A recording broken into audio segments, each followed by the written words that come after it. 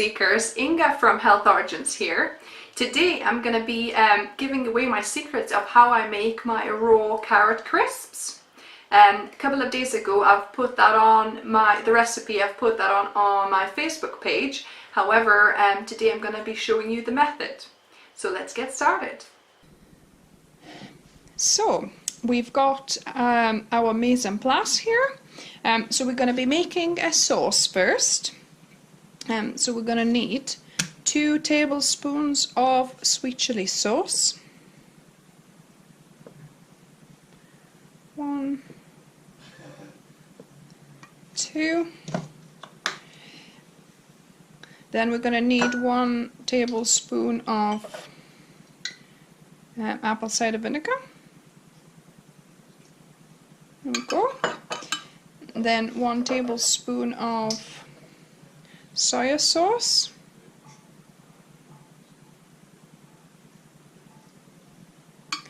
There we go. Then 1 tablespoon of lemon juice.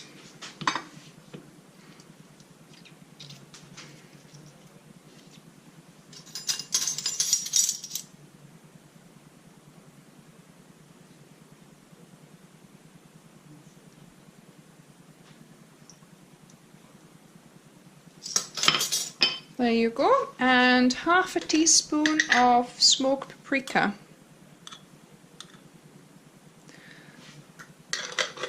And that makes the sauce, the crisps nice and smoky. So I've got this one to help me mix it better. A whisk. So just make sure you incorporate it well. That's that. Now we're going to prepare our carrots. So I've got a mandolin and I've set it on a really thin setting. So as you can see, it's kind of about like very paper thin. It's about maybe half of millimeter or so. So you just mandolin a couple of carrots, because last time I did it with 1 carrot and I still had quite a bit of sauce, so I thought today I'm going to increase it to 2 carrots, maybe almost too thin here. So just I'm gonna mandolin the rest of the 2 carrots. Yeah, so kind of something like that, probably good. So about half of a millimeter, I think it is. So yeah, so mandolin all the carrots, and then we're going to be putting in here and mixing with the sauce to marinate. I've got my carrots mandolined. Another thing I forgot is the miso, so brown rice miso, so a teaspoon of that. However, that is optional really, guys. If you don't have any miso on hand, that's not a big deal. So I'm going to squirt about a teaspoon's worth in there and mix it in. So now I've got that mixed in. I'm gonna add the carrots, and I'm gonna get the sauce distributed all over them.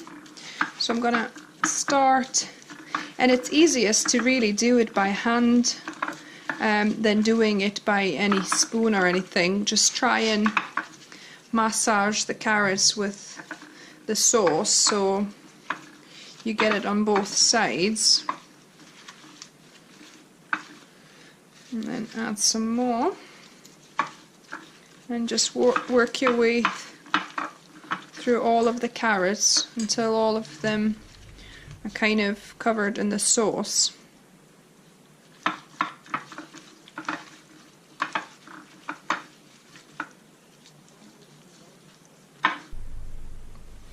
So now I've got it all distributed evenly on the carrots.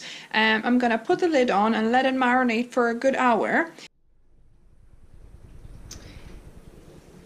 The carrots have been marinated for marinating about an hour and a half now. So what you need to do, and they are nice and soft now, you can mix it up with the sauce a little bit more to make sure they all get a good coating. And then you basically need your dehydrator sheets, and then you need to lay them one by one like this. It is a very long process, but you need to kind of put them separate so that they dry out and become crispy.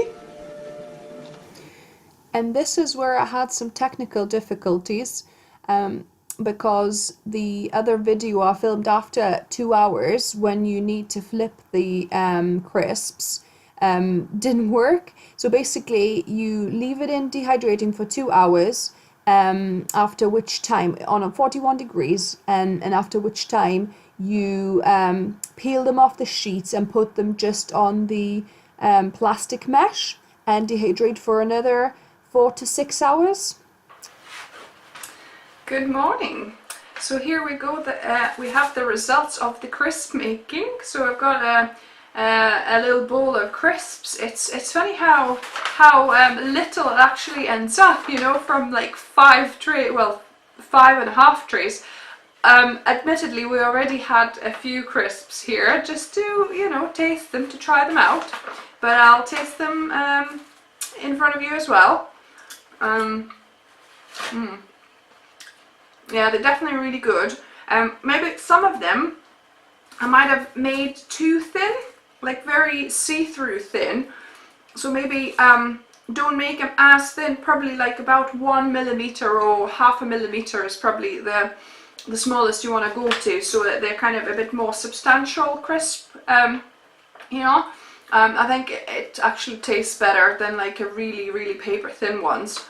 So yeah, so but to keep them crispy, you would need to keep them in either some kind of a Ziploc bag of sorts, or a box maybe, you know, so somewhere where the air constantly can't get to it.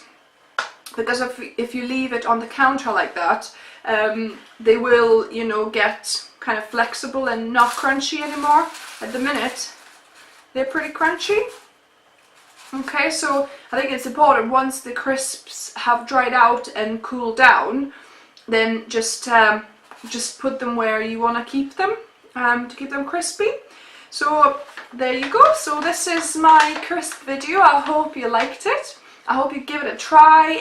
Let me know what you thought. Give me a thumbs up if it worked, if you liked it. Subscribe if you haven't done so already. And till the next time.